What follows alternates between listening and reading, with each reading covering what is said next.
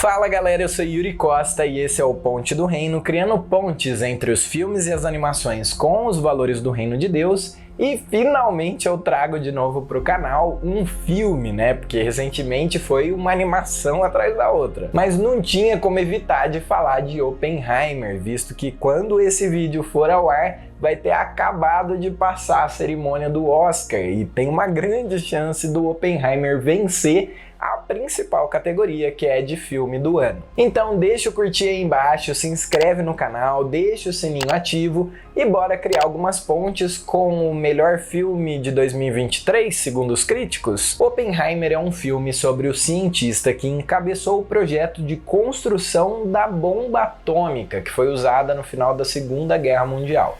Mas antes dele ficar conhecido por isso, ele já era um cientista brilhante, conhecido por ter levado para os Estados Unidos a nova física, que era derivada das teorias do Einstein, a famosa física quântica. Eu acho legal que uma coisa bem comum de se dizer sobre a física quântica é: a luz é composta de partículas ou de ondas?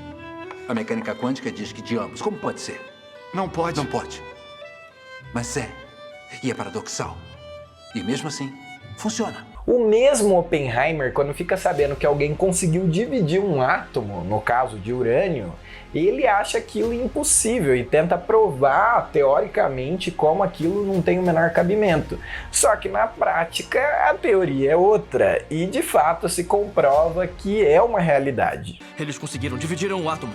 Isso não é possível. E é isso que leva ele, assim como vários outros cientistas pelo mundo, a desenvolver uma bomba a partir dessa nova descoberta.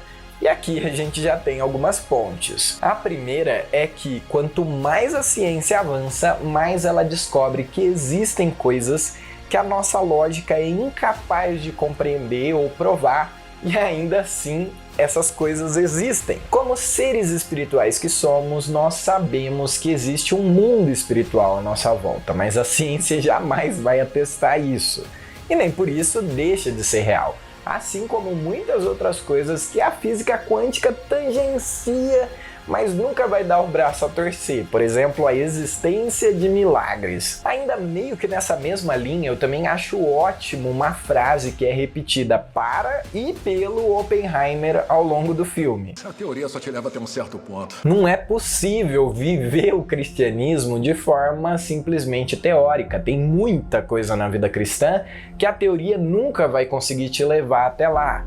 Pôr a mão na massa, viver, praticar é algo fundamental. Eu também quero criar uma ponte com a genialidade do Oppenheimer. Ele era extremamente inteligente e ainda assim dizem sobre ele no filme: genialidade não garante sabedoria. Como esse homem que viu tanto poderia ser tão cego? Isso porque ele não percebia os espiões à volta dele, ele era muito ingênuo para perceber as pessoas que queriam o mal dele. E além de tudo isso, por mais genial que ele fosse, ele precisou de muitos outros cientistas para ajudarem ele a fazer aquilo pelo qual ele ficou tão conhecido. E tá aí outra ponte, né? Ninguém realiza grandes coisas sozinho, a gente sempre precisa das outras pessoas. E aí vem um dos grandes questionamentos do filme, que é: quais pessoas merecem a nossa confiança a ponto da gente compartilhar com elas o que a gente está fazendo? O filme narra uma corrida armamentista pelo desenvolvimento da bomba atômica, porque o Oppenheimer não queria de jeito nenhum deixar que isso fosse desenvolvido primeiro pelos nazistas, porque senão isso ia ser catastrófico para ele, para o seu povo, né? Ele era judeu e na verdade para todo mundo. Eu não sei se deveríamos ter tal arma, mas eu sei que os nazistas não podem. Mas eu acho curioso que durante os cálculos chegou a se questionar a possibilidade da reação em cadeia da bomba ser tão forte, mas tão forte, que ela queimaria toda a atmosfera da Terra e ia acabar com o planeta como um todo. Essa possibilidade assusta tanto o Oppenheimer que ele procura o Einstein para pedir o seu conselho, e aí o cientista mais famoso da história diz para ele: então você para e compartilha suas descobertas com os nazistas. Assim, nenhum dos lados destrói o mundo. Mas eu te pergunto, quem realmente ia fazer isso? O ser humano? Compartilhar informações sigilosas com alguém que ele considera inimigo porque ele tinha esperança de que haveria um cessar-fogo. O próprio uso da bomba atômica tinha essa desculpa, né, de que uma vez que eles a usassem, o mundo ia ter tanto medo que jamais ia entrar numa guerra de novo. Só que já se passaram quase 80 anos e a gente já sabe que a história não foi bem por esse caminho, certo? Até hoje, em pleno 2024, ainda acontecem guerras. Isso porque o problema tá bem mais embaixo. O filme fala muito sobre desconfiança e se os nazistas eram um inimigo óbvio e declarado, os comunistas não ficavam muito atrás. E a gente sabe pela história de que depois desse período aí narrado no filme existe uma guerra fria, né, com os soviéticos. O fato, infelizmente, é que sempre vai ter alguém para você chamar de inimigo e o ser humano vai continuar desenvolvendo novas maneiras de se destruir mutuamente. Os alemães já estão na nossa frente. Os russos não. Me desculpe, mas com quem estamos em guerra? Alguém com seu histórico não pode minimizar a importância da segurança em relação aos nossos aliados comunistas. Isso porque muito tempo atrás, quando Deus criou o mundo e a humanidade, ele disse para o ser humano que ele não deveria comer do fruto do conhecimento do bem e do mal, porque se ele comesse, certamente ele morreria. E ele comeu. A raça humana só não foi extinta ali mesmo, porque Deus, na sua infinita misericórdia, pegou essa morte imediata e colocou ela sobre um outro ser humano perfeito, Jesus, que viria muitos anos depois.